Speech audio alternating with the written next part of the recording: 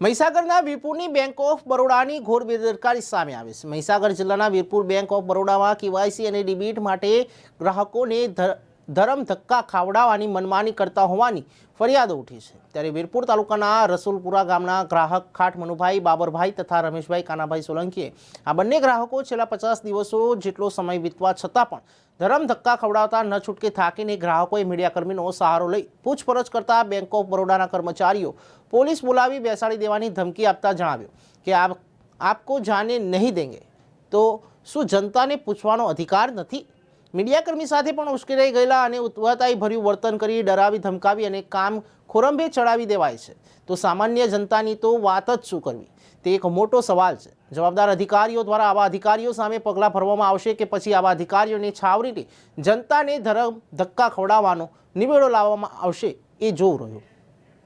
हाँ साहब, बड़ोड़ा बैंक ની અંદર મેં 10માની 12 તારીખે કે જેથી 12 ઓક્ટોબરે મેં ડીબીટી માટે છોકરીનું ડીબીટી માટે મેં તઈ ફોર્મ આપ્યું। 4 દિવસ પર્યંત આ લોકો એવું કહ્યું મને કે ભાઈ કેવાયસી કરવું પડશે, તો કેવાયસી માટે મેં 16 તારીખે 16/10 મેં ફોર્મ આપ્યું, તો 30 તારીખ સુધી એમને કેવાયસી કરી। કેવાયસી માટે કેવાયસી પૂરું થયા પછી ડીબીટી માટે મેં સતત વારંવાર 20 ધક્કા મેં માર્યા। ગઈકાલે भी મેં છેલ્લે ડીબીટી માટે ફરી भी આપ્યું।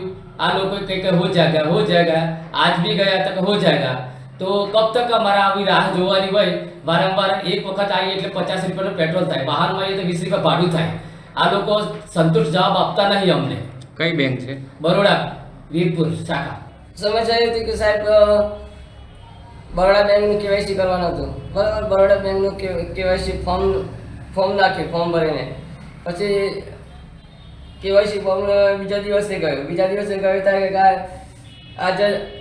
આજે નહીં થાય, કાલે થશે એટલે 50 દિવસ નીકળી ગયા। 50 દિવસે આજે પણ કેવાયસી થઈ છે નહીં।